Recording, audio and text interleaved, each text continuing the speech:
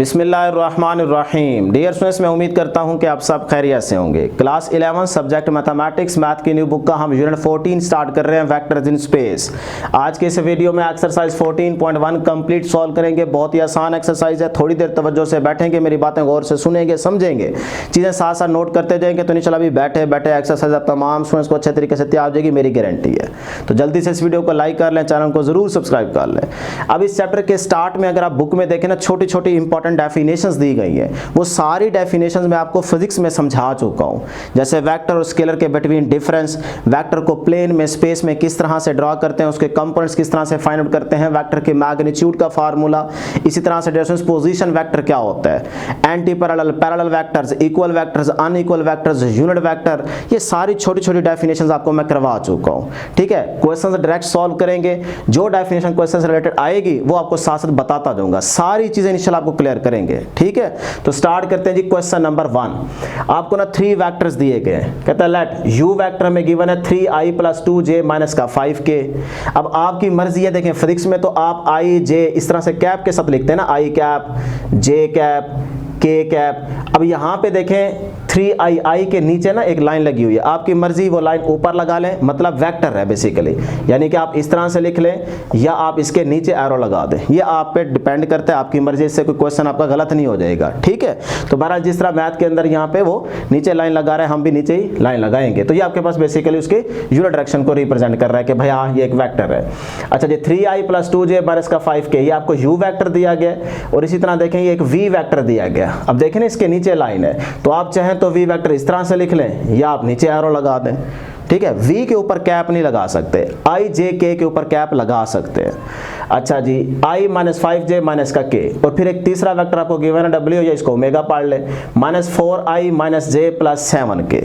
अब वो आपसे क्या कहता है, 3 वेक्टर्स उसने दे दिए, तो पहले पार्ट में वो कहता है u वेक्टर + 2v + ओमेगा, यानी कि इन तीनों का आपने क्या करना है, सम फाइंड आउट करना है।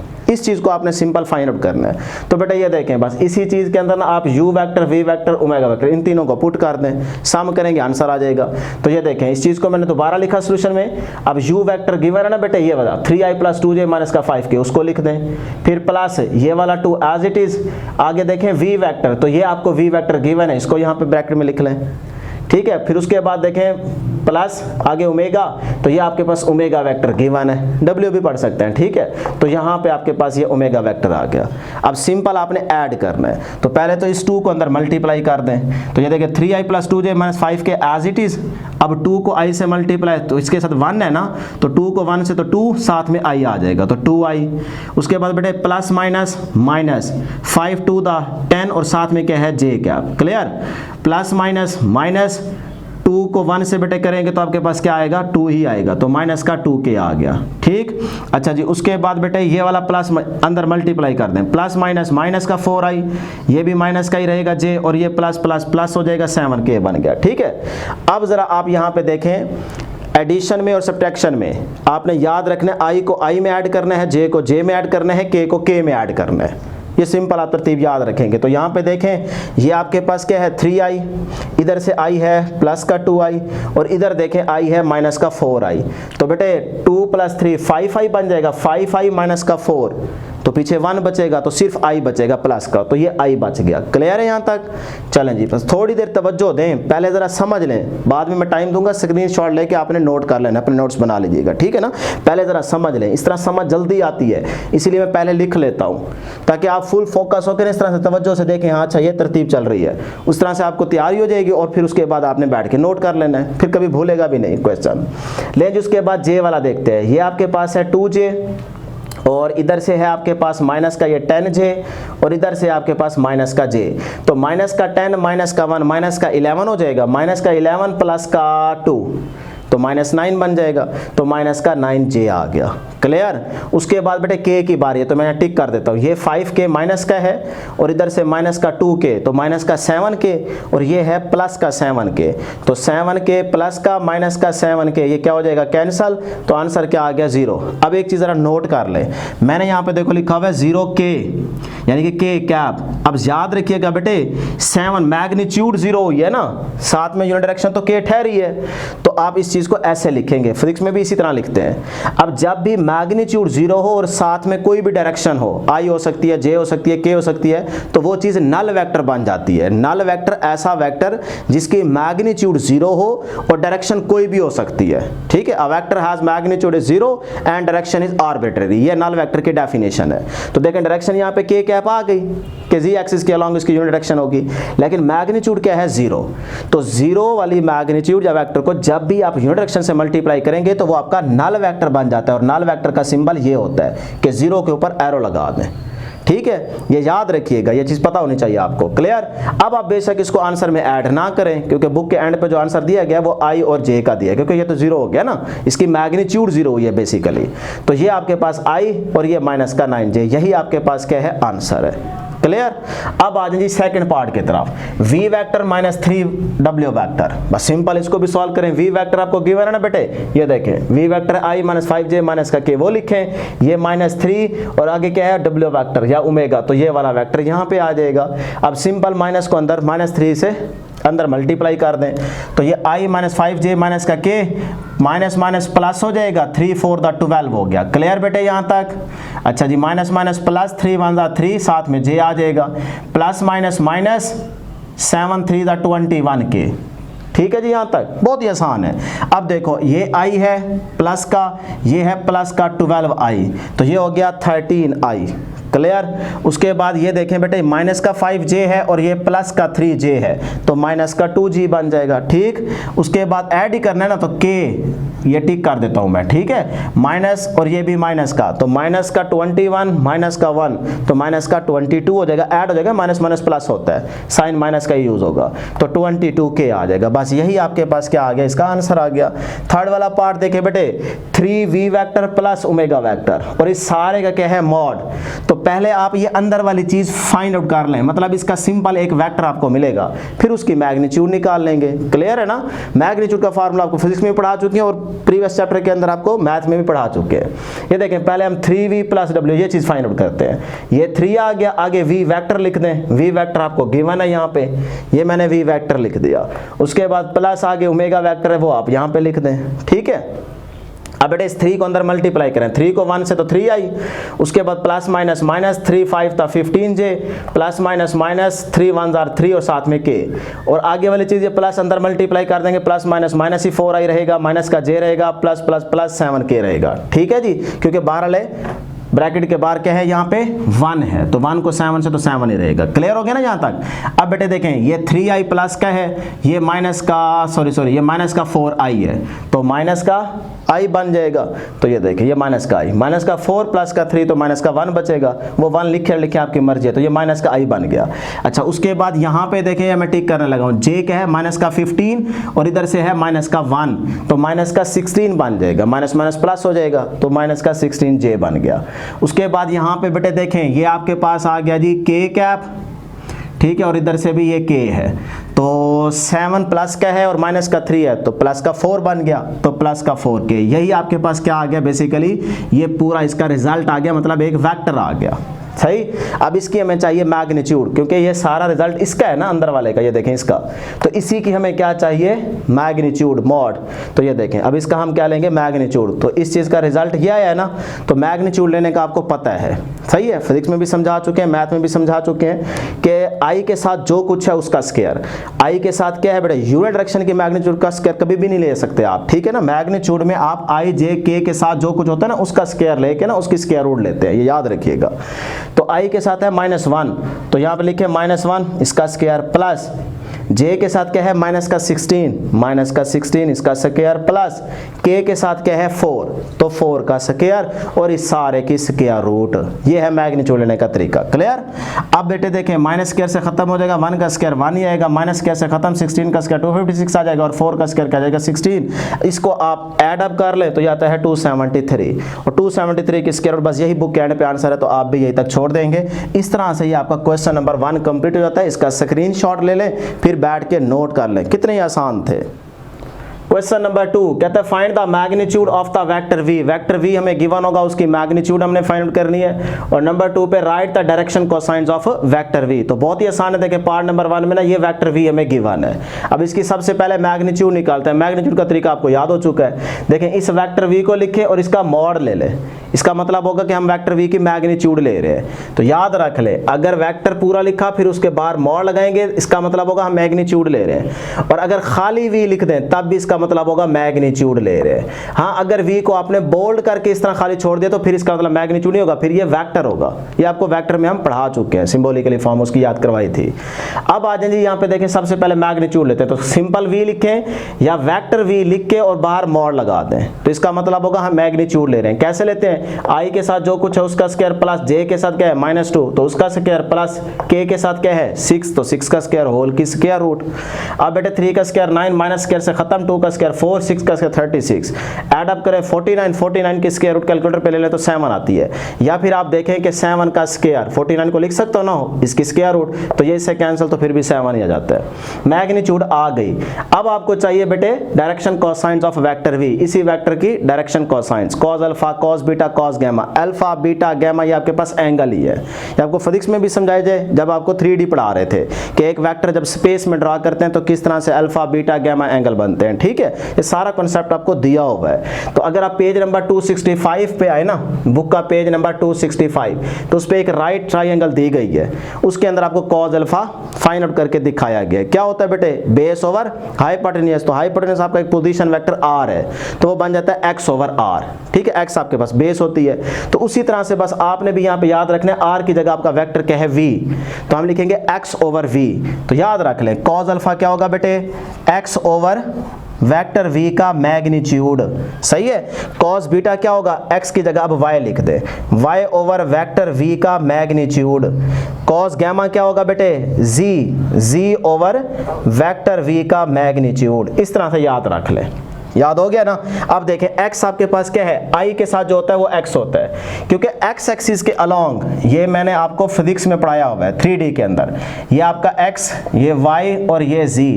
x एक्सिस के अलोंग जो यूनिट डायरेक्शन होती है वो होती है i कैप। जो y एक्सिस के अलोंग यूनिट डायरेक्शन होती है उसे हम कहते हैं j कैप। जो z एक्सिस के अलोंग यूनिट डायरेक्शन होती है उसे हम कहते हैं k कैप। तो अब आपने समझ जाना है, i के साथ जो कुछ होगा वो x होगा। तो i के साथ क्या है? 3, तो वो आपके पास x की वैल्यू होगी, 3 लिख दें। और नीचे देखें बेटे v वेक्टर का मैग्नीट्यूड निकाल चुके हैं, क्या है? 7, तो ये 7, बस ये कॉस अल्फा की वैल्यू आ गई। ठीक है, उसके बाद इसी तरह से देखें y, j के साथ देखें ना, y एक्सिस के अलोंग यूनिट डायरेक्शन क्या होती है? j cap. तो j के साथ जो कुछ होगा वो आपके पास y की वैल्यू होगी -2, तो y की जगह -2 डिवाइडेड बाय वेक्टर v का मैग्नीट्यूड 7, तो ये आंसर आ गया। उसके बाद है z। अब देखें z एक्सिस के अलोंग जो यूनिट डायरेक्शन होती है होती है k कैप। तो k के साथ यहाँ कैप लिखें या इस तरह से नीचे एरो लगा दें, वो आपकी मर्जी है।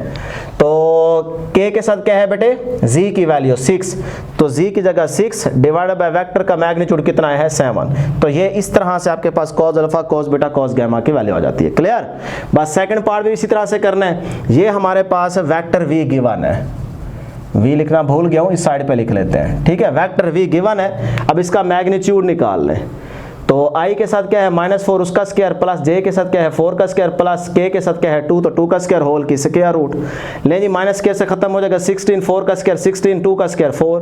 ऐड अप करें 36, 36 6 का स्क्वायर बन जाता है ना, तो बेटे 6 का स्क्वायर, तो स्क्वायर रूट से कैंसिल, तो 6 ही आएगा। क्लियर? तो वेक्टर की मैग्नीट्यूड आ गई 6। अब cos alpha, cos beta, cos gamma चाहिए, तो बिल्कुल इसी तरह से ये फार्मूला आपके सामने लिखे हुए हैं। x ओवर वेक्टर कौन सा है? v, तो वेक्टर v का मैग्नीट्यूड खाली v लिखें या फिर इस तरह से लिख लें, आपकी मर्जी है। तो y ओवर v, उसके बाद z ओवर वेक्टर v का मैग्नीट्यूड। क्लियर?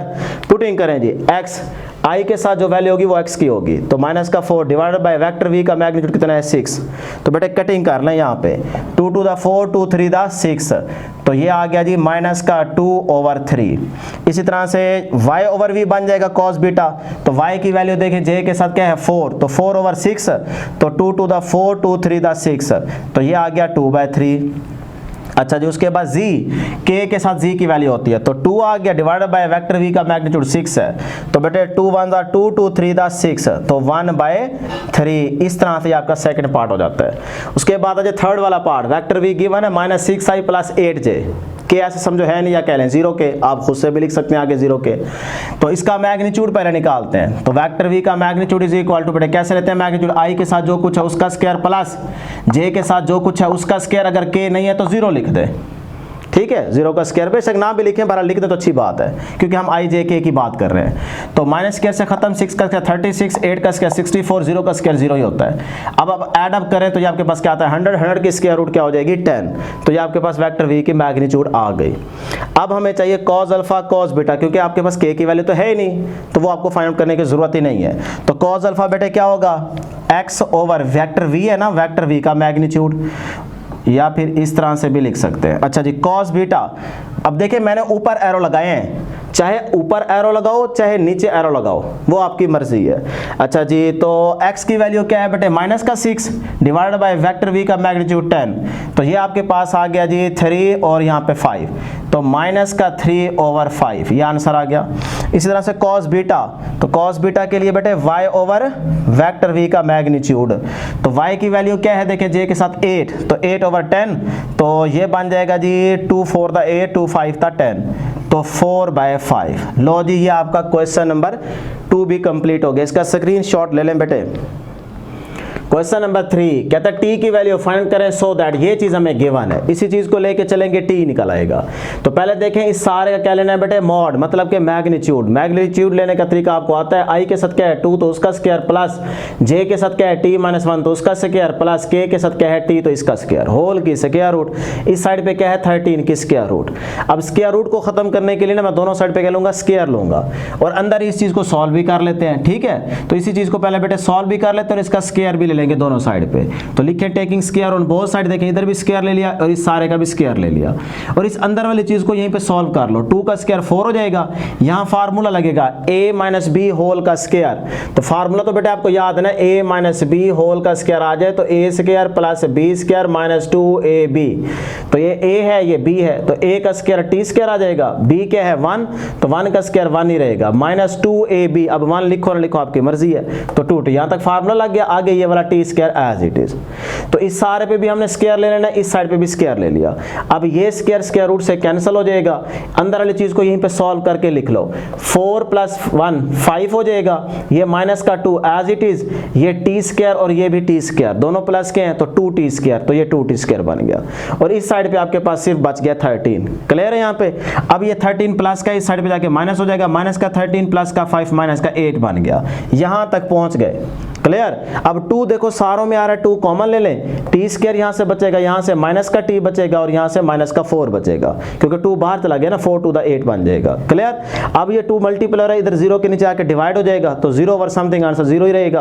तो यहां पे आपके पास इक्वेशन बन गई T square minus T plus minus 4 is equal to 0। अब यहां पे क्वाड्रेटिक फार्मूला यूज कर लें, a यहां पे क्या होगा, इसके साथ देखो 1 है तो a 1 होगा, b क्या होगा, इसके साथ -1 है तो b होगा -1, और c आपके पास ये सारी कांस्टेंट वैल्यू है -4। अब आपको फार्मूला आता है कि नहीं, minus B plus minus square root B square minus 4ac divide by 2a, तो उसमें पुटिंग कर दें डायरेक्ट। देखें माइनस फार्मूले वाला, b की वैल्यू क्या है आपके पास माइनस का 1, ये आ गया, plus minus square root B square, b क्या है माइनस का 1 उसका स्क्वायर माइनस 4a क्या है 1, c की वैल्यू क्या है माइनस का 4 डिवाइड बाई 2a की जगह 1। क्लियर। अब बेटे देखिए माइनस माइनस प्लस हो जाएगा 1 प्लस माइनस, माइनस स्क्वायर से खत्म, 1 का स्क्वायर 1 हो जाएगा, माइनस माइनस प्लस हो जाएगा, 4 4 16 हो जाएगा, डिवाइड बाय 2 को 1 से तो 2 ही आएगा। अब 16 प्लस 1 17 हो जाएगा, तो यही आपके पास क्या है इसका आंसर है। तो देखें टी आपके पास आ गया, इसको एक दफा प्लस में लिख लें, एक दफा माइनस में लिख लें, या फिर इधर ही ठहरना, बस यही आंसर ठीक है, एंड पे भी यही है। ले जी क्वेश्चन नंबर 4 की तरफ आ जाए। Find a unit vector in the direction of vector v। ये वेक्टर v गिवन है, इसका यूनिट वेक्टर आपने निकालना है, ठीक है। तो देखिए ना यूनिट वेक्टर हमने फाइंड आउट करना है गिवन वेक्टर का। तो यूनिट वेक्टर फिजिक्स में आपको पढ़ा चुके हैं डिटेल में, उसकी वेक्टर फॉर्म, उसकी डायग्राम भी आपको समझाई थी। उसका मैग्नीट्यूड कितना होता है, 1 होता है। ये एमसीक्यू में पूछा जा सकता है कि यूनिट वेक्टर का मैग्नीट्यूड क्या होता है। इस तरह से ऑप्शन हो सकती है 0 1 2 3, तो 1 को हमेशा सेलेक्ट कीजिएगा। यूनिट वेक्टर की हमेशा मैग्नीट्यूड 1 नहीं रहती है। तो उसका फार्मूला ये है, आपने फिजिक्स में पढ़ा है कि अगर यहाँ पे वेक्टर v यूज हो रहा है तो unit vector v is equal to vector v over vector v का मैग्नीट्यूड। ये फार्मूला याद रख लें। देखो वेक्टर v है ना, कोई भी नाम हो सकता है a b c v, तो यूनिट वेक्टर v के ऊपर कैप लगा दें, ये यूनिट वेक्टर की सिंबॉलिकली फॉर्म है। ठीक है, तो unit vector is equal to क्या होगा बेटे, vector v over vector v का मैग्नीट्यूड, इसके बराबर होता है। तो यही चीज हमने बेसिकली क्या करनी है, फाइंड आउट करनी है। तो वेक्टर v तो हमारे पास है, ये रहा, बस हमें वेक्टर v की मैग्नीट्यूड चाहिए। तो मैग्नीट्यूड लेने का तरीका आपको आता है। देखें i के साथ क्या है -1 तो उसका स्क्वायर प्लस j के साथ 4 है 4 का स्क्वायर प्लस k के साथ क्या है -8 तो -8 का स्क्वायर होल की स्क्वायर रूट। अब बेटे माइनस स्क्वायर से खत्म तो 1 आ जाएगा, 4 का स्क्वायर 16 हो जाएगा, माइनस स्क्वायर से खत्म तो 8 का स्क्वायर 64 हो जाएगा। ऐड अप करें 81 की स्क्वायर रूट लेते 9 आ जाती है। ये वेक्टर v का मैग्नीट्यूड आ गया। अब ये दोनों चीजें आपके पास आ चुकी हैं, बस पुटिंग कर दें आंसर आ जाएगा। तो ये देखें v cap is equal to, लिखना चाहे तो यहाँ पे लिख सकते हैं, नाउ इक्वेशन 1 बिकम्स, ठीक है। तो v vector is equal to vector v ये रहा, इस सारे को लिखें डिवाइड बाय वेक्टर v का मैग्नीट्यूड कितना है 9, ये 9 लिख दें। अब आपकी मर्जी यहीं तक छोड़ दें तब भी ठीक है। अगर आप बुक के एंड वाला आंसर निकालना चाह रहे हैं तो देखें -i के नीचे भी 9 लिखेंगे ना, तो -1/9 इंटू i कैप, इस तरह से फिर ये 4/9 j कैप, फिर -8/9, 9 सारों के नीचे अलग अलग लिखते हैं तो वो आ जाएगा k। इस तरह से आपके पास ये आ गया यूनिट वेक्टर v का आंसर। ले जी क्वेश्चन नंबर 5 की तरफ आ जाए, ये भी बहुत ही आसान है। कहता है इफ u वेक्टर गिवन है, v वेक्टर गिवन है और w वेक्टर गिवन है, find a unit vector parallel to this. यानी कि ये जो आपको दिया गया ना वेक्टर, इसी का यूनिट वेक्टर आपने फाइंड आउट करना है, मतलब इसके पैरेलल आपने यूनिट वेक्टर फाइंड आउट करना है। तो हम क्या करते हैं, इसको जरा आसान करते हैं। इसी चीज को ना हम क्या करते हैं, लेट कर लेते हैं कि ये a वेक्टर के इक्वल है। जब ये वाली चीज वेक्टर a के इक्वल होगी तो यहां से इस चीज को सॉल्व करके एक सिंपल वेक्टर बना लेंगे और उसकी फिर मैग्नीट्यूड निकाल लेंगे और यूनिट वेक्टर वहां से निकल आएगा। यही फार्मूला यूज हो जाएगा, ठीक है। तो फिर ये देखें, मैं इस सारी चीज को ना लेट करता हूं कि ये वेक्टर a के इक्वल है। अब जरा इस चीज को सॉल्व करते हैं। देखो 4 ये रहा, आगे वेक्टर u वेक्टर गिवन है, ये सारी चीज यहां पे लिख दें। बेटे बात समझ रहे हैं ना, जरा तवज्जो दें, ठीक है। आगे ये -3, आगे है v वेक्टर ये गिवन है, यहां पे पुट कर दें। उसके बाद है +2, आगे ये w वेक्टर है तो ये गिवन है, इसको यहां पे पुट कर दें। 3i - 2j + k, ठीक है। अब इसको मल्टीप्लाई कर दें अंदर, 4 × 8i plus 4j plus minus -4 3 12k, इसको भी अंदर मल्टीप्लाई करेंगे, ये चीज बन जाएगी। इसको अंदर मल्टीप्लाई करें तो ये आपके पास आएगा, देखना 3 × 6i plus minus -2 × 4j plus plus plus 2 1 2 और साथ में k आ जाएगा। कर लेंगे ना यहाँ तक। चलें अब बेटे जरा देखें गौर से, ये आपके पास है जी i, टिक कर रहा हूँ, ये भी है i और यहाँ पे भी ये रहा i, तो i को i में ही ऐड करना है ना, सिंपल। तो देखें 8i प्लस 6i और प्लस का 3i कितना हो जाएगा 17i, तो ये आ गया 17i। उसके बाद j पे ज़रा देखें, मैं ये स्टार बना देता हूँ, j इधर भी है और यहाँ पे भी है और एक यहाँ पे है। इधर ज़रा गौर करें, 4j माइनस का 4j कैंसिल हो जाएगा, सिर्फ माइनस का 12j बचेगा, तो ये माइनस का 12j आ गया। उसके बाद k पे ज़रा गौर करें, ये मैं लाइन लगा रहा हूँ, ये k रहा, एक ये k है और एक ये k है, तो माइनस प्लस 12 + 6 18 हो जाएगा, ठीक है। 18 में से ये 2 निकाल दें क्योंकि ये प्लस का है ना, वो माइनस का 18 है, तो माइनस का 16 बच जाएगा, तो माइनस का 16 के आ गया। लो जी, ये आप देखें कितना सिंपल हो चुका है वेक्टर a। तो इसी का क्या करना है, इसी का यूनिट वेक्टर फाइंड करना है। तो यूनिट वेक्टर का फार्मूला बेटे आपको आता है a कैप। अब a वेक्टर बन गया ना, तो a cap is equal to a vector over a का मैग्नीट्यूड। अब वेक्टर a तो आपके पास आ चुका है ये वाला, हाँ इसका मैग्नीट्यूड नीचे चाहिए, तो मैग्नीट्यूड इसका यहीं पे निकाल लो। तो ये देखें, मैं वेक्टर a का मैग्नीट्यूड निकाल लेता हूँ। इधर क्या है, i के साथ 17 तो उसका स्क्वायर प्लस j के साथ -12 उसका स्क्वायर प्लस k के साथ क्या है -16 तो उसका स्क्वायर होल की स्क्वायर रूट। ठीक है, समझ लें बेटे। पहले 17 का स्क्वायर 289 आ जाएगा, माइनस स्क्वायर से खत्म 12 का स्क्वायर 144, माइनस स्क्वायर से खत्म तो 256 आ जाएगा 16 का स्क्वायर। अब इन सारों को ऐड करें 689 बनता है, तो इसकी स्क्वायर बस यही रहने दें, ठीक है, बुक में भी यही आंसर है ना एंड पे। तो बस फिर ये वेक्टर ए की मैग्नीट्यूड आ गई। फार्मूला लगाया यूनिट वेक्टर का, तो यूनिट वेक्टर का फार्मूला लगा के इसमें पुटिंग कर दे। वेक्टर ए गिवन है, ये आ चुका है, इधर पुट कर दे, डिवाइड बाय वेक्टर ए की मैग्नीट्यूड ये आ चुकी है, ये यहाँ पे लिख दें। यही आपके पास क्या है, इसका आंसर है। लें जी इसका स्क्रीनशॉट ले लें बेटे। अब जी क्वेश्चन नंबर 6 कहता है find a vector whose part number 1 में देखें magnitude is 5 and is parallel to this, मतलब इसके पैरेलल आपने यूनिट वेक्टर फाइंड आउट करना है। याद रखिएगा यहाँ पे वर्ड बेशक वो यूनिट वेक्टर यूज नहीं कर रहा, वेक्टर कह रहा है। आपको समझ आना चाहिए कि भाई इसके पैरेलल हमने यूनिट वेक्टर ही फाइंड आउट करना है। अगर वेक्टर कह रहा है तो फिर तो वेक्टर गिवन है, फिर हम क्या चीज फाइंड आउट करें। तो इसलिए बेटे याद रखिएगा यूनिट वेक्टर ही फाइंड आउट करना है। फिर जो यूनिट वेक्टर का रिजल्ट आएगा उसको 5 से क्या कर देंगे, मल्टीप्लाई कर देंगे, सिंपल। तो ये देखें बेटे, इस चीज को हम लेट कर लेते हैं कि हमारा वेक्टर v है। आप a b c कोई भी नाम रख सकते हैं, हम v को यूज कर रहे हैं तो इसको v के इक्वल मान लें, ठीक है। अब हमें चाहिए इसके पैरेलल यूनिट वेक्टर, इसी का यूनिट वेक्टर। तो unit vector v is equal to vector v over vector v का मैग्नीट्यूड, यही फार्मूला पढ़ाया है ना। बस फिर वेक्टर v तो हमारे पास है, वेक्टर v का मैग्नीट्यूड निकाल लेते हैं। तो ये वेक्टर v है, यहां से मैग्नीट्यूड निकालें। i के साथ क्या है 3, तो 3 का स्क्वायर प्लस j के साथ 4 है, 4 का स्क्वायर प्लस k के साथ -1 है, -1 का स्क्वायर होल की स्क्वायर रूट, 3 का स्क्वायर 9, 4 का स्क्वायर 16, माइनस स्क्वायर से खत्म 1 का स्क्वायर 1, ऐड अप करें 26 की स्क्वायर रूट। तो ये वेक्टर v का मैग्नीट्यूड आ गया 26 की स्क्वायर रूट। अब बेटे आपको यूनिट वेक्टर के फार्मूले में पुटिंग करनी है। तो ये देखें unit vector v is equal to vector v ये गिवन है, ये लिख दें, डिवाइड बाय वेक्टर v का मैग्नीट्यूड कितना आया 26 की स्क्वायर रूट, ये लिख दें। अब जो ये यूनिट वेक्टर आया है ना उसको देखें 5 से मल्टीप्लाई करना है, क्योंकि magnitude is 5 and is parallel to this. इसका पैरेलल आपने यूनिट वेक्टर निकाल लिया, अब उसकी मैग्नीट्यूड 5 से उसको मल्टीप्लाई करें। तो हम बेटे यहाँ पे भी लिख लेते हैं 5 और यहाँ पे भी 5। अब देखें ये 5 ये आ गया, आगे यूनिट वेक्टर v का जो रिजल्ट हमने निकाला है ये वाला वो लिख दिया, क्लियर। अब बेटे इस 5 को अंदर मल्टीप्लाई करें, 5 3 दा 15, ये डिवाइड हर एक के नीचे होगा ना, तो डिवाइड बाय 26 की स्क्वायर रूट आई प्लस ये वाला। अब 4 को 5 से मल्टीप्लाई तो 20 डिवाइड बाय ये 26 की under root j cap plus minus minus 5 को 1 से 5 k कैप, या फिर k के नीचे बार लगा दे, एरो लगा दे, आपकी मर्जी है। और इसके नीचे भी जाहिर सी बात है 26 की स्क्वायर रूट आएगी। तो इस तरह से अलग अलग लिखेंगे तो ये आपके पास क्या आ गया, फाइनल आंसर आ गया। ले जी सेकंड पार्ट भी इसी तरह से होगा, सिर्फ यहाँ पे मैग्नीट्यूड क्या है 7। तो इस वेक्टर को आप लेट मान लें कि वेक्टर v है। अब वेक्टर v यूनिट वेक्टर का फार्मूला आपको पता है, unit vector is equal to vector v और वेक्टर का मैग्नीट्यूड। वेक्टर v तो ये आ गया, इसकी मैग्नीट्यूड पहले निकाल लें। तो मैग्नीट्यूड निकालते हैं जी, i के साथ -1 है उसका स्क्वायर, j के साथ 1 है, k के साथ भी 1 है, होल की स्क्वायर रूट, माइनस स्क्वायर से खत्म तो 1 का स्क्वायर 1, 1 का स्क्वायर 1, 1 का स्क्वायर 1, तो ये 3 बन जाएगा, 3 की स्क्वायर रूट। ये मैग्नीट्यूड आपको मिल गया, ठीक है। अब फार्मूला यूज करेंगे ये वाला, यूनिट वेक्टर ही चाहिए ना, तो unit vector is equal to vector v over vector v का मैग्नीट्यूड, क्लियर। पुटिंग करें वेक्टर v ये आ गया, वेक्टर v का मैग्नीट्यूड क्या है √3।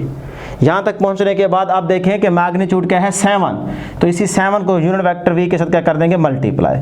तो ये 7 ये लिखा, आगे ये यूनिट वेक्टर का ये वाला रिजल्ट लिख दे, ठीक है। अब 7 को अलग अलग हर एक के साथ मल्टीप्लाई करें और ये √3 भी हर एक के नीचे आएगा। तो 7 को यहाँ पे 1 है ना, तो 7 को 1 से तो 7 ही आएगा, माइनस का 7 डिवाइडेड बाय √3 आई कैप, उसके बाद प्लस ये प्लस आ गया, 7 को 1 से 7 डिवाइडेड बाय 3 और साथ में क्या आ जाएगा j कैप प्लस कैप। मैं इसीलिए बोल रहा हूँ ना, फिजिक्स पढ़ा के ना वो cap I cap j cap k cap ही यूज हो रहा है, ठीक है, जबान पे वही आ रहा है। तो टेंशन बिल्कुल नहीं लेनी चाहिए, बेशक कैप डाल दें, बेशक नीचे ऊपर एरो लगा लें। उसके बाद प्लस प्लस प्लस 7 1 are 7, साथ में k डिवाइड बाय बेटा ये वाला √3।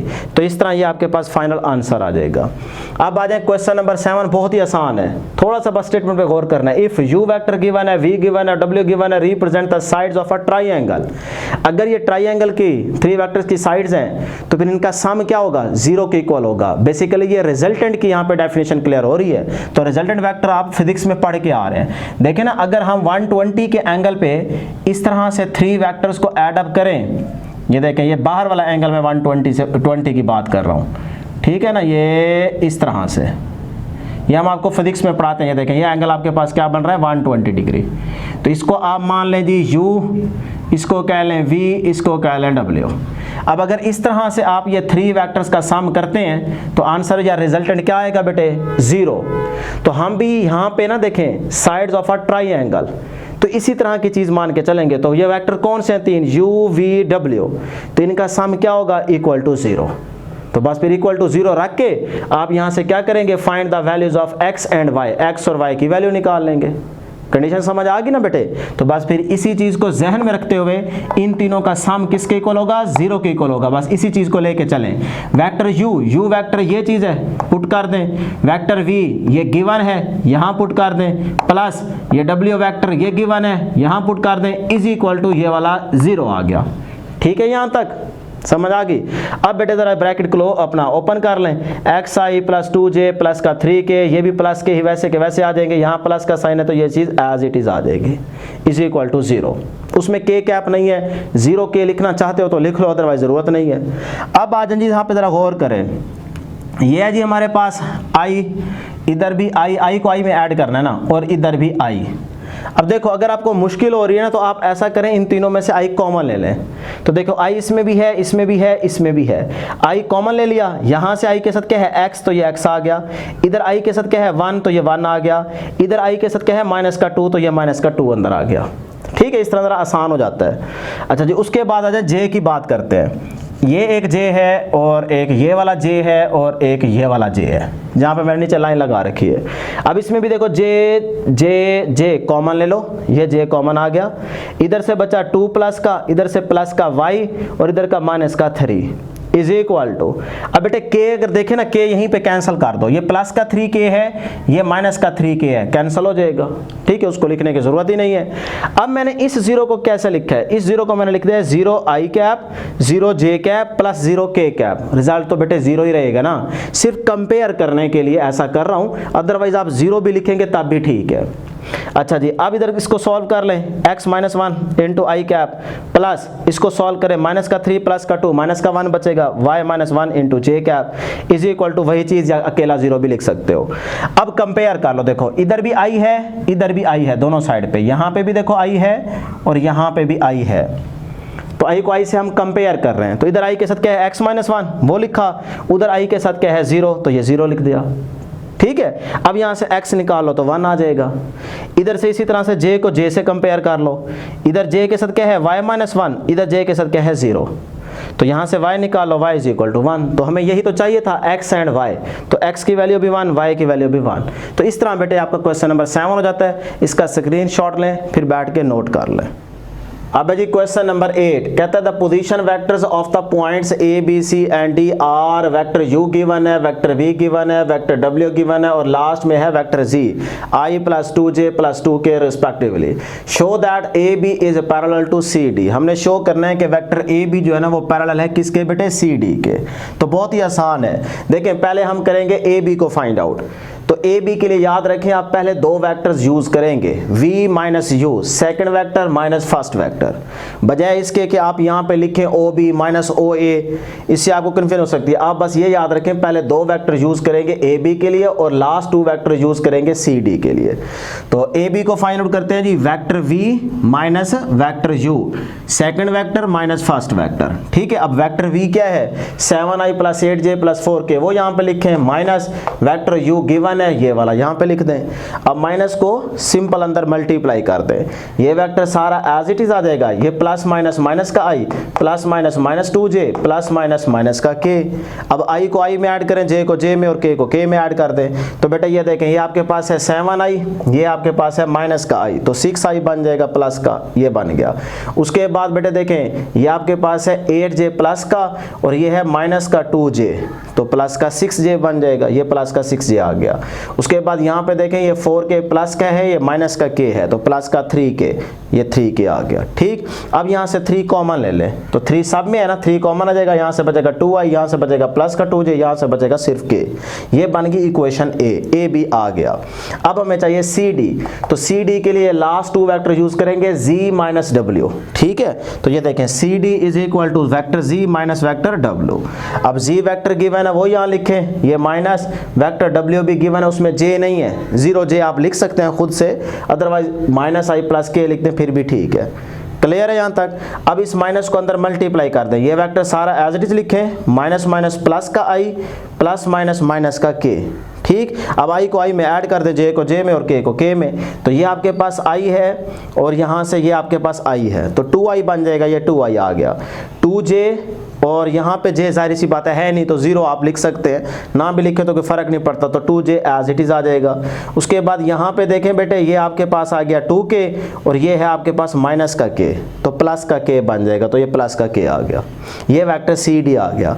Now equation A becomes, equation A को दोबारा लिखें या फिर आप लिखें सो AB इज इक्वल टू, ये 3 लिखा। आगे ये वाली चीज जरा गौर से देखें, ये किसके इक्वल है, ये तो है 2i प्लस 2j प्लस के CD के इक्वल, तो इस सारे की जगह क्या लिखे, CD लिखते हैं। अब देखें AB जो है वो 3 टाइम्स है किसका बेटे, CD का।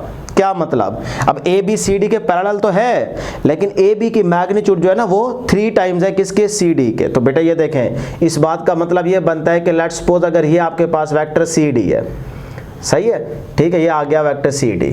अब इसकी मैग्नीट्यूड कितनी है, हम मान लेते हैं इसकी मैग्नीट्यूड है 1 यूनिट, तो जो AB होगा ना वो इसका 3 टाइम्स है, मतलब AB जो होगा वो यहाँ से यहाँ तक ये 1 यूनिट, फिर ये इतना आगे 2 यूनिट, फिर ये आगे इतना 3 यूनिट, ये होगा आपके पास AB। ठीक है, अब देखें AB की मैग्नीट्यूड कितनी है, 3, यानी कि इस AB की मैग्नीट्यूड देखें, ये जो लेंथ है, लेंथ देखें वो इसका क्या है, 3 टाइम्स है, लेकिन दोनों की जो डायरेक्शन है ना वो क्या है, सेम। तो जब डायरेक्शन सेम हो, एंगल 0 बन रहा हो, तो वो वेक्टर्स क्या कहलाते हैं बेटे, पैरेलल। तो ABCD के वाकई पैरेलल है क्योंकि डायरेक्शन दोनों की क्या है, सेम है, और यहाँ पे एंगल क्या बन रहा है, 0 डिग्री। ठीक है, तो पैरेलल के लिए क्या कंडीशन है कि एंगल 0 डिग्री बन रहा हो और डायरेक्शन क्या हो दोनों वेक्टर्स की, सेम। जब डायरेक्शन सेम होगी तो एंगल 0 ही बनेगा।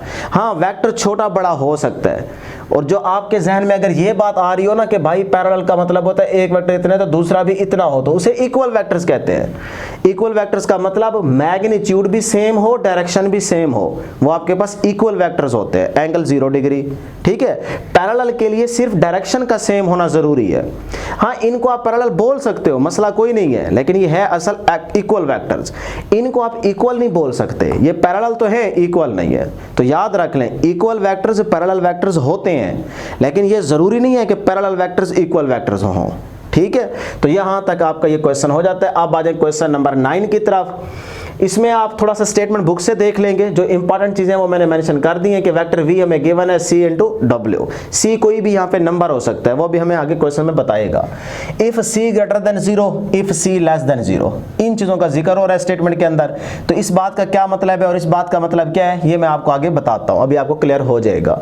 पार्ट A, इसके 4 पार्ट्स हैं A B C D। हम पहले A को सॉल्व करते हैं। कहता है फाइंड 2 वेक्टर्स, 2 वेक्टर्स आपको फाइंड आउट करने हैं सॉरी ऑफ लेंथ 2, मैग्नीट्यूड दी गई है बेटे 2, parallel to the vectors V given है, वेक्टर V गिवन है 2i - 4j + 4k।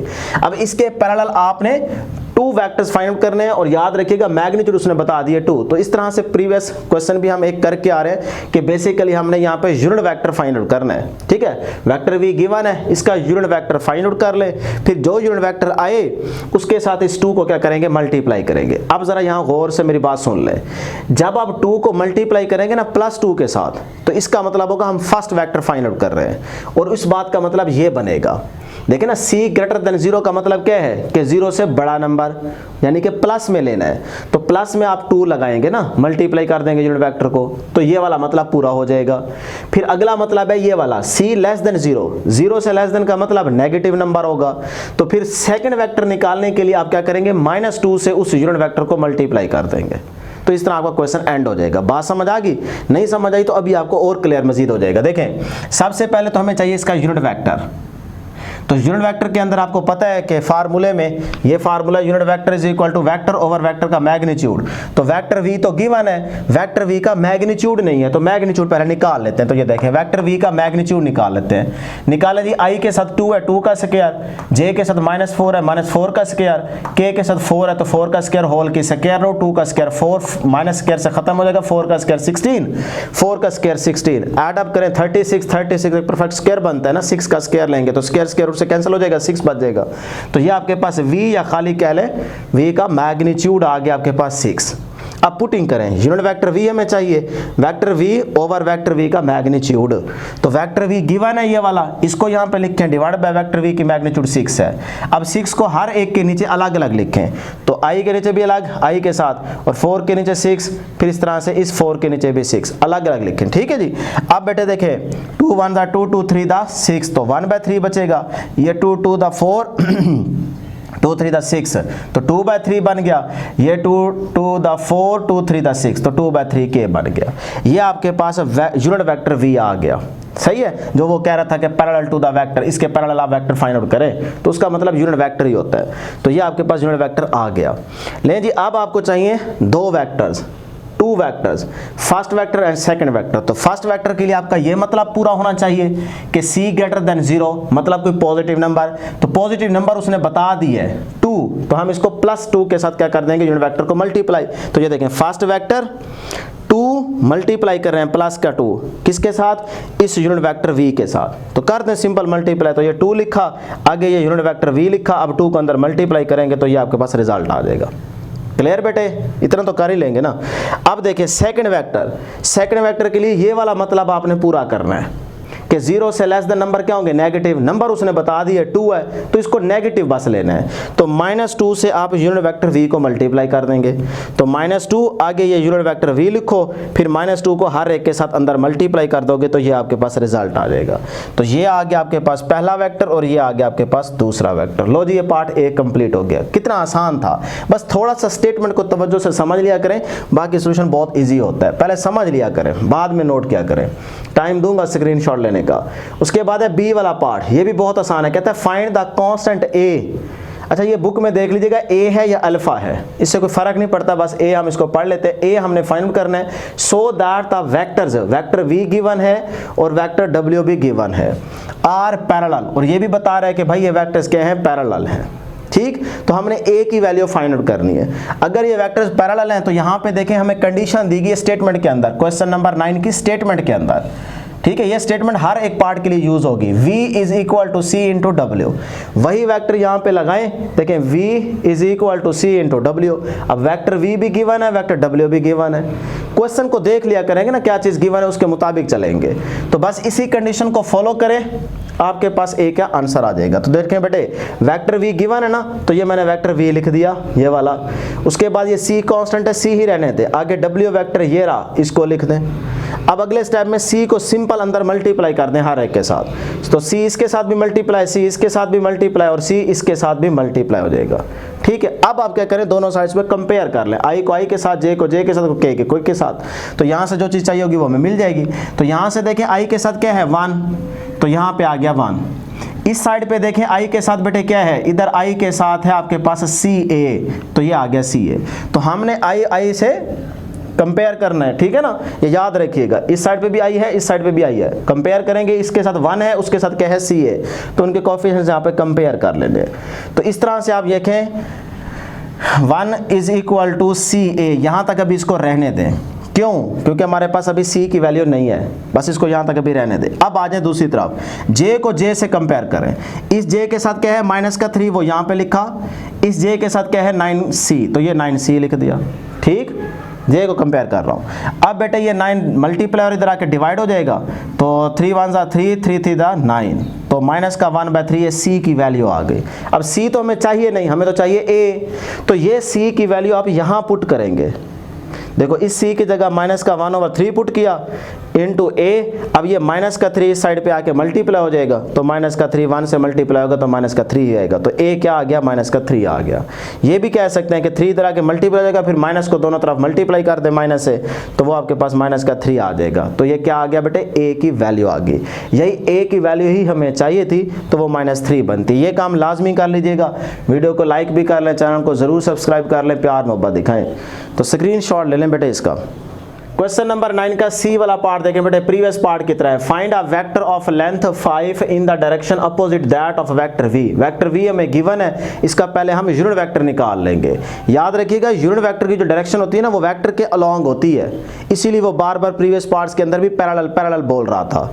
ठीक है ना, ये याद रखिएगा। तो वेक्टर v गिवन, इसका यूनिट वेक्टर निकाल लेंगे, यूनिट वेक्टर को हम 5 से मल्टीप्लाई कर देंगे, लेकिन याद रखिएगा 5 के साथ देखें डायरेक्शन अपोजिट दैट, मतलब -5 से मल्टीप्लाई करना होगा, ठीक है जी। तो ये देखें यूनिट वेक्टर पहले v निकालते हैं, उसका फॉर्मूला है वेक्टर v और वेक्टर v का मैग्नीट्यूड।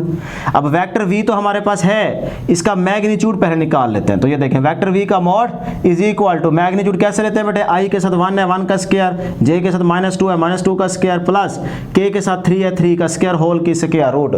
1 का स्क्वायर 1 आएगा, माइनस स्क्वायर से खत्म हो जाएगा, 2 का स्क्वायर 4, 3 का स्क्वायर 9, 9 प्लस 5 14, तो 14 की स्क्वायर रूट, ये आपके पास मैग्नीट्यूड आ गई। पुटिंग करें वेक्टर v ये गिवन है, पुट करें, और वेक्टर v का मैग्नीट्यूड कितना है 14 की स्क्वायर रूट।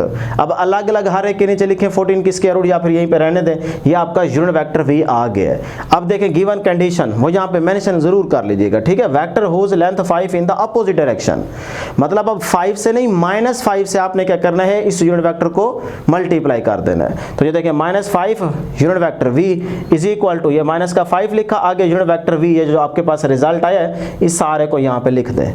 अब आप -5 को हर एक से मल्टीप्लाई करते जाएं, और ये जो √14 है ये भी हर एक के नीचे अलग अलग लिख दें। तो बेटा ये देखें माइनस प्लस माइनस, 5 इधर क्या है 1, तो 5 1 are 5, तो 5 divided by √14 into I cap, ठीक है। आई कैप लिख लें या नीचे एरो लगा दें। अच्छा जी, उसके बाद माइनस माइनस प्लस हो जाएगा, 5 to the 10, 10 divided by √14 into J cap, J cap I cap K cap इसलिए मुंह से निकल जाता है क्योंकि फिजिक्स में हम पढ़ा के ना वो जबान पे आ जाता है, लेकिन आप बेशक कैप लगाएं बेशक एरो लगाएं। अच्छा जी, मैथ में एरो लगाइएगा, फिजिक्स में एरो नहीं लगाना। अच्छा जी, उसके बाद प्लस माइनस माइनस, 3 5 था 15, तो 15 डिवाइड बाय √14 इंटू के कैप, ठीक है जी। तो ये आपके पास रिजल्ट आ गया, आंसर आ गया। अब आ जाए डी वाले पार्ट की तरफ, ये भी बहुत आसान है, प्रीवियस पार्ट की तरह है, ठीक है। कौन सा पार्ट जी, बी वाला, ये ए वाले पार्ट की तरह था, हल्का सा चेंज है, ये सी वाले पार्ट तरह इसमें भी हल्का सा चेंज है। Find A and B so that the vectors, ये दो वेक्टर्स गिवन है बेटे, इसको आप मान लें वी वेक्टर, ठीक है, और इसको आप कह लें डब्ल्यू वेक्टर, खुद से नाम रख लें। क्यों है वी और डब्ल्यू रखा, क्योंकि मैंने यहां से देखना है ना, जो क्वेश्चन नंबर 9 की स्टेटमेंट में गिवन है, v is equal to C into W, ठीक है। तो यही कंडीशन लगाएंगे, हमारा ए और बी आ जाएगा। कहता है ये दो वेक्टर्स क्या हैं बेटे, पैरेलल हैं, तो आपने ए और बी की वैल्यू फाइंड आउट करनी है। तो बस जो क्वेश्चन नंबर 9 की ये गिवन कंडीशन है, इसको लेके चलें, v vector is equal to C into W. तो as we know that v vector is equal to C into W. अब v वेक्टर पहले वाले को लेट कर लें, तो 3i minus J plus 4k is equal to, ये c लिखा, आगे w वेक्टर इस सेकंड वेक्टर को लेट कर ले, तो ये आगे ai प्लस bj माइनस का 2k।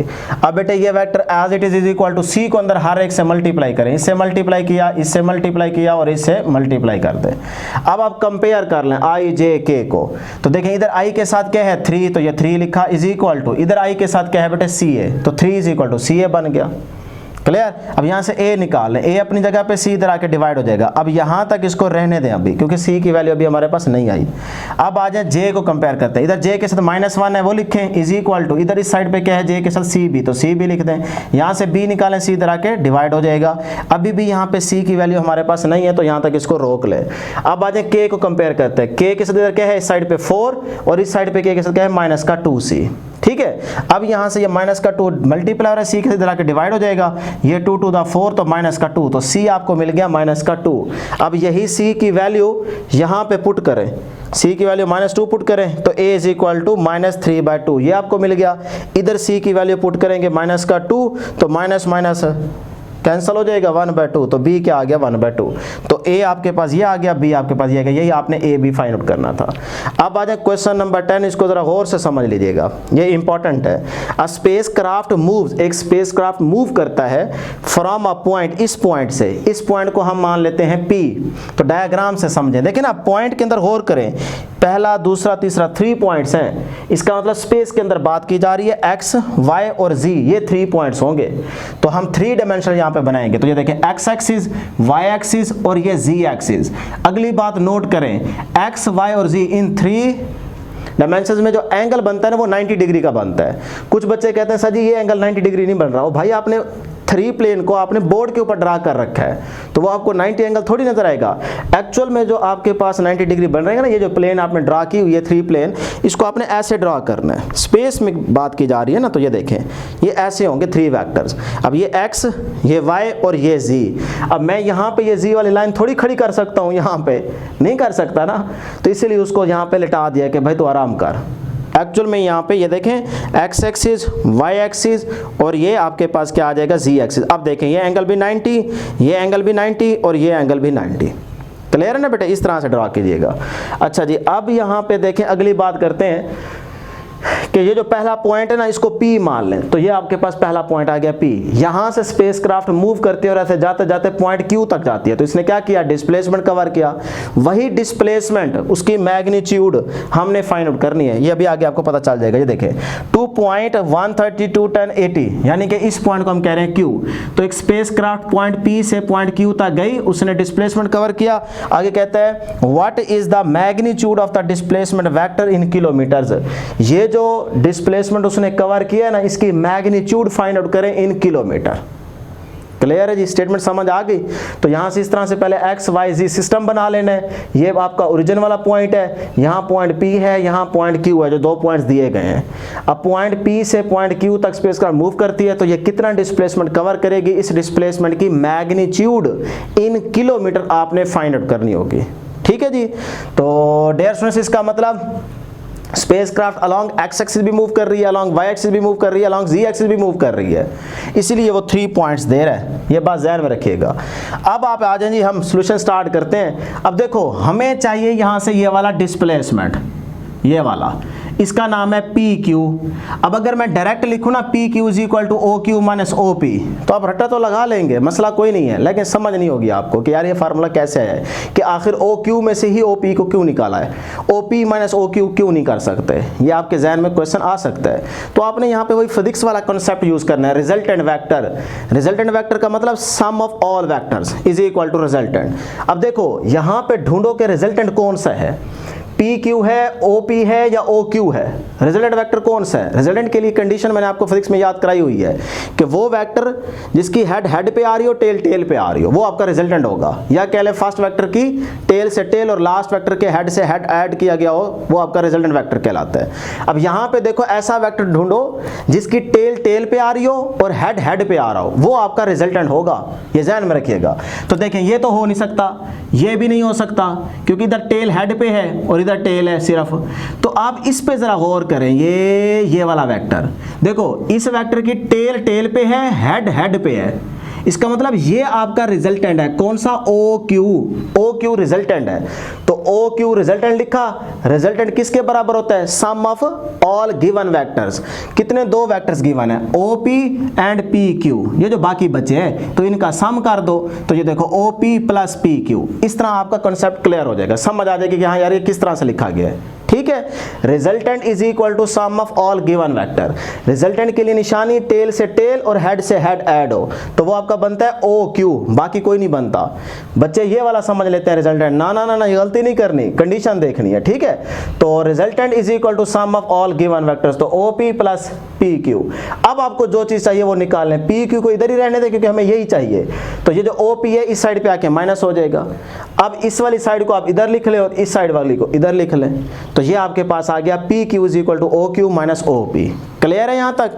चले अब हमें इसका पहले वेक्टर चाहिए, ये ऊपर देखें ना वेक्टर चाहिए, फिर उसके बाद इसकी मैग्नीट्यूड निकालते हैं। तो लिखें जी, पॉइंट्स लिख दें। P पॉइंट हमारे पास ये था, Q पॉइंट ये था, तो इसमें हमारे पास ये x1 y1 z1, ये x2 y2 z2 है। सही है। अब सिंपल आप यहीं पे डायरेक्ट करें, देखें इनके साथ I J K भी होगा। पता है क्यों? x एक्सिस के अलॉन्ग हम जा रहे हैं ना, इसका मतलब x एक्सिस के अलॉन्ग जो यूनिट डायरेक्शन होती है वो होती है I कैप, y एक्सिस के अलॉन्ग जो यूनिट डायरेक्शन होती है वो होती है J कैप, z एक्सिस के अलॉन्ग जो यूनिट डायरेक्शन होती है वो होती है K कैप, इसलिए साथ में I J K आएगा। क्लियर?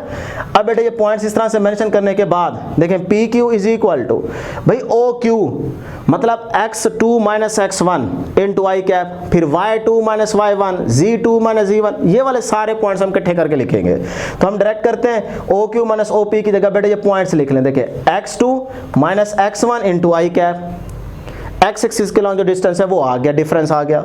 इस तरह से plus y2 minus y1, y के अलॉन्ग भी हमारी स्पेसक्राफ्ट मूव कर रही है तो वो डिफरेंस आ जाएगा इनटू जे कैप।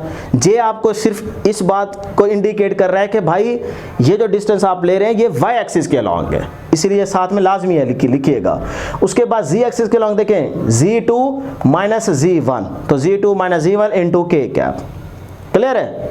अब आप पुटिंग करें, x2 आपके पास क्या है 130 माइनस x1 क्या है 120 into I cap plus y2 210 y1 240, इस तरह z2 आपके पास 80 है याद रखिएगा, और z1 आपके पास क्या है 50। क्लियर? इनटू के कैप। अब 130 माइनस 120 10 बचेगा, 210 माइनस 240 माइनस का 30 बचेगा, 80 माइनस 50 कितना बचेगा 30 बचेगा। अच्छा जी, अब ये पी क्यू वैक्टर आ गया, वैक्टर, ये देखिए ना ये वैक्टर आपको पी क्यू मिल गया है। अब हमें तो चाहिए इसकी मैग्नीट्यूड, यानी कि एक डिस्प्लेसमेंट का वैक्टर आ गया है, आप चाहें तो इसको डी भी कह सकते हैं, ऐसे ये डिस्प्लेसमेंट वैक्टर आ गया। अब ये वेक्टर मिल चुका है, इसकी मैग्नीट्यूड निकालनी है क्योंकि उसने कहा था डिस्प्लेसमेंट की मैग्नीट्यूड निकालो। तो मैग्नीट्यूड निकालने का तरीका आपको पता है, आई के साथ जो कुछ है उसका स्क्वायर, जे के साथ जो कुछ है उसका स्क्वायर, प्लस के के साथ जो कुछ है उसका स्क्वायर होल के स्क्वायर रूट। लें जी, फिर इसका स्क्वायर लेते जाएं और इसके सारे का सम करें तो 1900 आता है, इसकी स्क्वायर रूट लेते वो आती है 10√19। यह आपके पास किलोमीटर में क्या होगा आंसर होगा। तो इस तरह से आपके पास ये डिस्प्लेसमेंट की मैग्नीट्यूड आ गई है। अब अगर आप बुक के एंड पे चेक करेंगे ना तो वहां पे आपके पास ये वाला आंसर है 10√179 किलोमीटर। अब ये आंसर कभी भी इस तरह से ये जो पॉइंट्स दिए गए इनसे ये आंसर नहीं आता। जो ये पॉइंट्स बुक के अंदर दिए गए ना, आप चेक कर लें, बुक के अंदर यही पॉइंट्स हैं, उससे आंसर यही आता है और आप यही निकाल के आइएगा। अगर यही वो पॉइंट्स देता है तो आप भी बेटे आंसर ये वाला निकाल के आएंगे, रट्टे नहीं मारने। हाँ, ये वाला जो आंसर आता है ना वो फिर बुक में हल्का सा आपको चेंज करना पड़ेगा। अगर ये वैल्यू हो ना 180, ये 80 वाली वैल्यू अगर 180 हो तो फिर आपके पास ये बुक वाला आंसर आता है। ठीक है, 180 माइनस 50 करेंगे 130 बचेगा, 130 का स्क्वायर लेंगे, कोई वैल्यू यहाँ पे और आएगी, फिर उसको ऐड अप करके आप अंडर लेंगे तो आपके पास ये वाला आंसर आएगा। तो फिर से कह रहा हूँ आपने वैल्यूज पे गौर करना है, जो वैल्यूज गिवन हो उसके मुताबिक ही आपने चलना है और वही आंसर आप निकाल के आइएगा, आंसर को रट्टे नहीं लगाने। ठीक है ना? तो अगर बुक में यहाँ पे वैल्यू 180 आ जाए फिर आपके पास ये बुक के एंड वाला आंसर आता है, अदरवाइज आपके पास ये बिल्कुल ओके है। ठीक है, जिसका स्क्रीनशॉट लें, बैठ के नोट कर लें। अब जी क्वेश्चन नंबर 11, इसके 3 पार्ट्स हैं, बहुत ही आसान है। जैसे क्वेश्चन नंबर 2 हमने सॉल्व किया ना वैसे ही ये वाले सारे पार्ट सॉल्व करेंगे। कहता है find the direction cosines for the given vector. Part number 1 में देखें हमें ये वेक्टर गिवन है, हमने direction of cosines find out करनी है, यानी cos alpha cos beta cos gamma. तो बेटे पहले तो इस वेक्टर का आपको मैग्नीट्यूड चाहिए होगा क्योंकि फार्मूले में यूज होता है। तो मैग्नीट्यूड निकाल लें, इसका आई के साथ -6 है उसका स्क्वायर प्लस जे के साथ 3 है उसका स्क्वायर प्लस के साथ 2 है उसका स्क्वायर होल के स्क्वायर रूट। अब माइनस स्क्वायर से खत्म हो जाएगा, 6 का स्क्वायर 36, 3 का स्क्वायर 9 और 2 का स्क्वायर 4, ऐड अप करें 49 की स्क्वायर रूट क्या होती है 7। ये तो बहुत ही आसान है। तो कॉस अल्फा का क्या फार्मूला होगा x ओवर वेक्टर की मैग्नीट्यूड, वेक्टर का नाम क्या है u, तो u की मैग्नीट्यूड को सिंपल u लिखें या इस तरह से लिख लें u वेक्टर, इसका मॉड, आपकी मर्जी है। कॉस बीटा क्या होगा y ओवर u, समझा चुका हूं पीछे। कॉस गैमा क्या होगा z ओवर u। तो x आपके पास क्या है i, क्योंकि x एक्सिस के अलॉन्ग यूनिट डायरेक्शन क्या होती है i कैप, y के along j cap, z axis के अलॉन्ग k कैप। तो i के साथ जो कुछ होगा वो आपके पास x की वैल्यू होगी। तो माइनस का 6 डिवाइड बाय u वेक्टर जो गिवन है उसका मैग्नीट्यूड कितना है 7, तो ये 7 लिख दें, आंसर आ गया।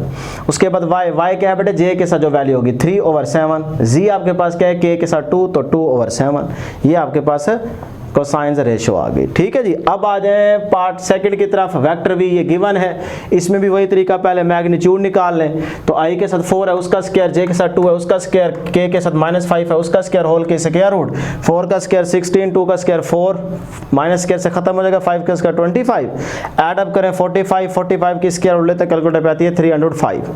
सही है। या फिर आप इसको ये भी लिख सकते हैं कि 5 × 9 का स्क्वायर लेंगे तो 5 आपके पास अंडर रूट में रहेगा और 9 का स्क्वायर रूट से कैंसिल हो जाएगा तो 3 बाहर आ जाएगा, तो ये आ जाएगा। ज़बानी भी कर सकते हैं।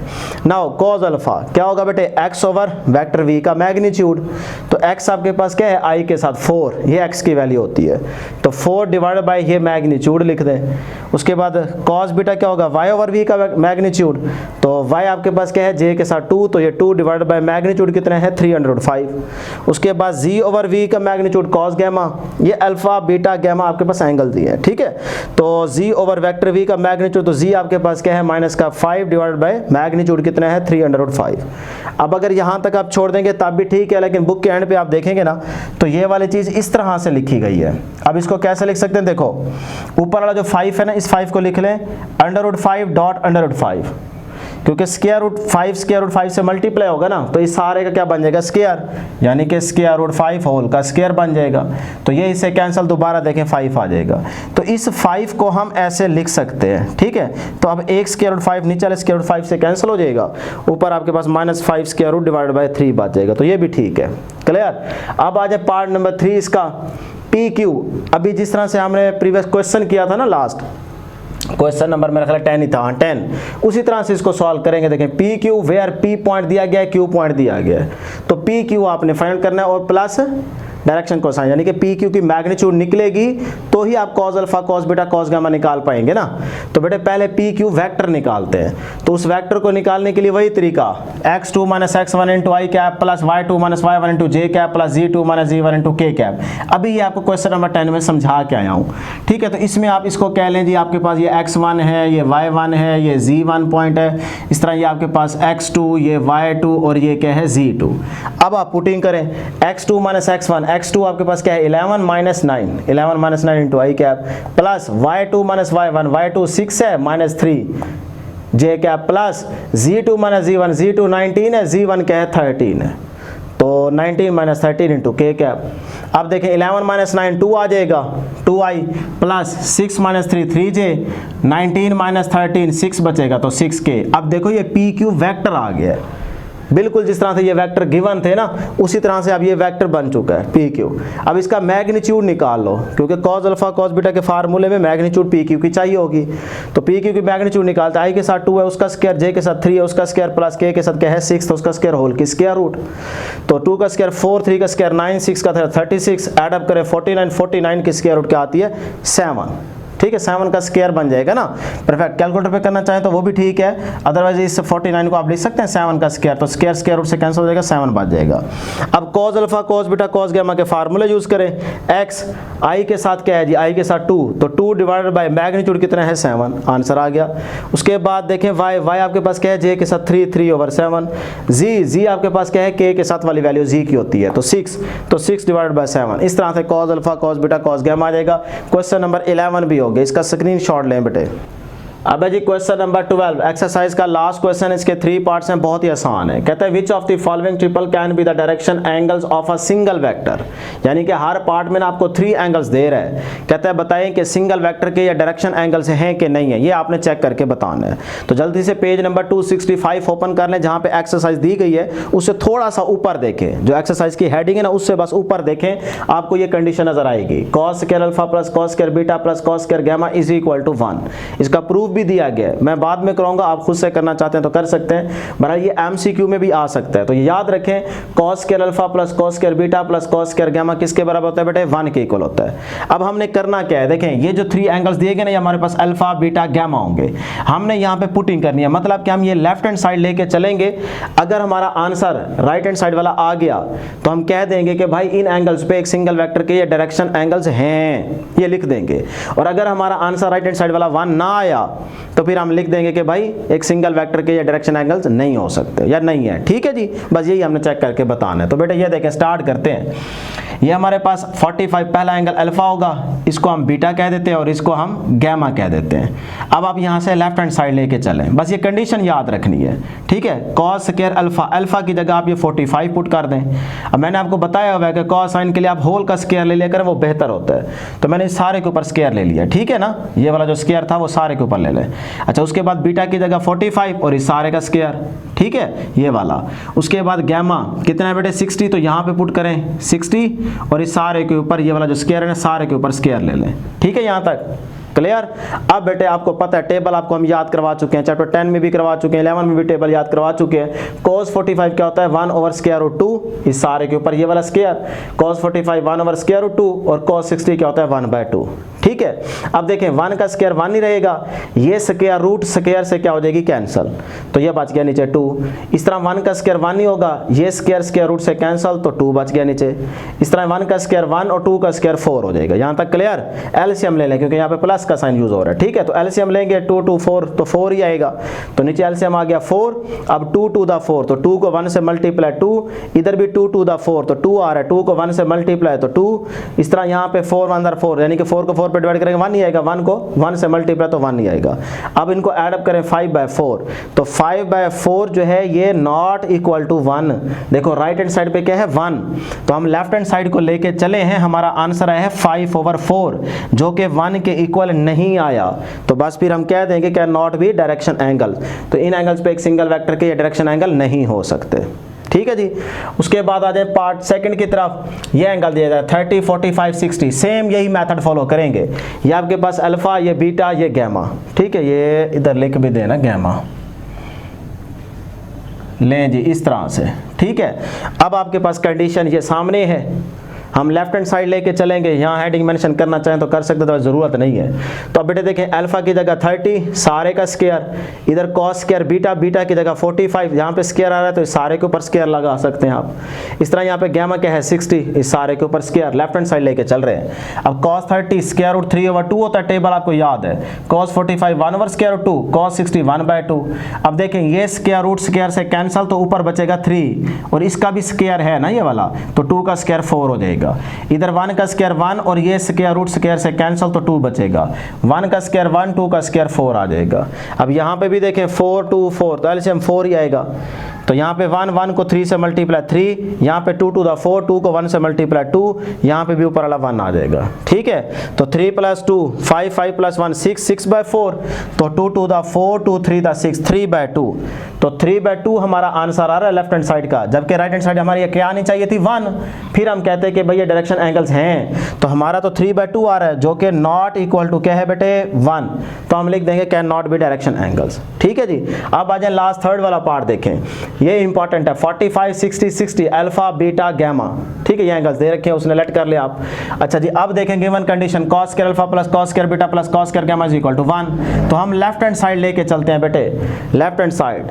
तो cos अल्फा, अल्फा कितना है 45, तो ऊपर स्क्वायर है तो सारे के ऊपर स्क्वायर लगा दें। ठीक है, उसके बाद cos बीटा, बीटा कितना है 60, तो सारे के ऊपर स्क्वायर आ जाएगा ये वाला। cos गैमा, गैमा कितना है जी 60, तो इस सारे के ऊपर स्क्वायर। ठीक, अब बेटे cos 45 1 over square 2, cos 60 1/2, cos 60 1/2।